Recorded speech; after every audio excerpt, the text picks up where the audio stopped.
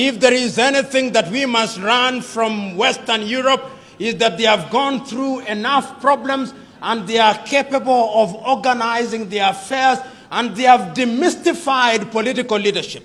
We must demystify political leadership going forward. And once we do that, and I think we can do it because I can now begin to see something happening in Africa. Young Africans are beginning to ask searching questions. Africans are beginning to recognize that corruption is a cancer in our body politic. They are beginning to recognize that those who want to buy their votes don't mean well for them. They are beginning to recognize that there is enough money to change their lives if the thieves are eliminated from the political arena. They are beginning to realize that commercialization of politics is a threat to democracy.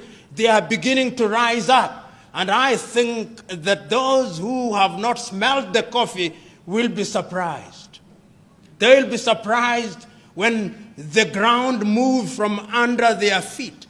They'll be surprised when Africa begins to elect individuals who can demonstrate that they have ideas, because the politics of the 21st century is the politics of ideas and about competition of ideas.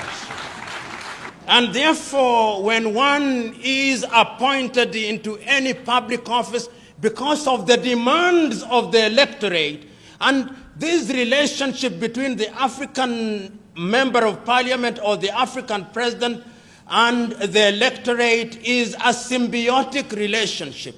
It is symbiotic in a very perverse manner. And I suspect I'm misusing the word symbiotic, but I'll use it or misuse it nevertheless, to the extent that it explains my point.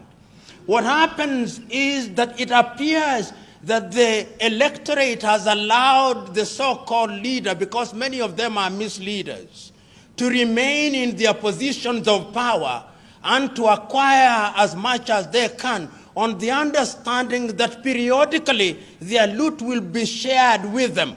It is some kind of Robin Hoodism of a latter-day kind. And this Robin Hood kind of politics is a little bit different, at least from my understanding. Robin Hood robbed the rich in order to share with the poor. But our latter-day African Robin Hoods are in the business of robbing from the poor in order to give a pittance to the very poor.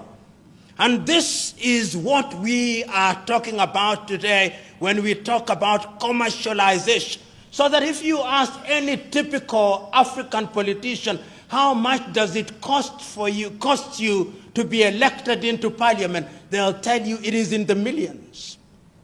It is in the millions, and the millions they spend is perhaps 10 times more than they'll ever earn through their legitimate salaries.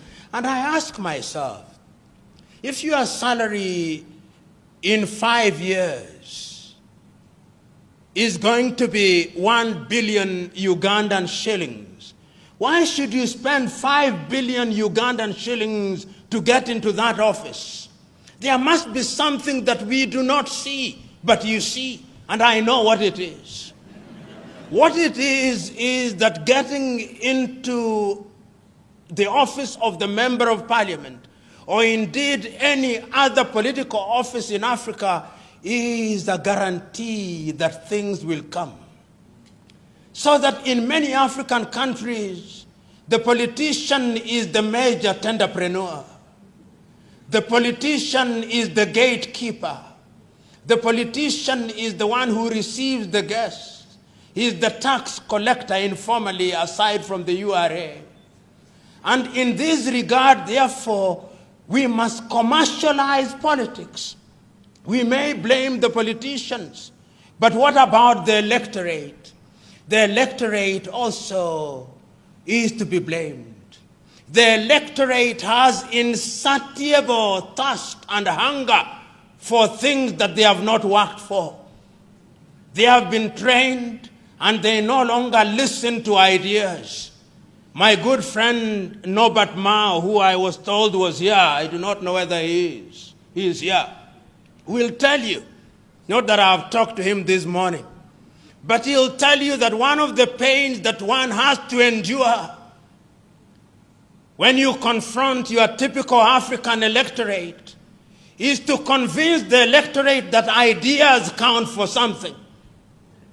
Many times when you address the electorate and you are waxing eloquent, telling them, when I'm elected, I'm going to ensure that we have good health services. We are going to ensure that we have good schools.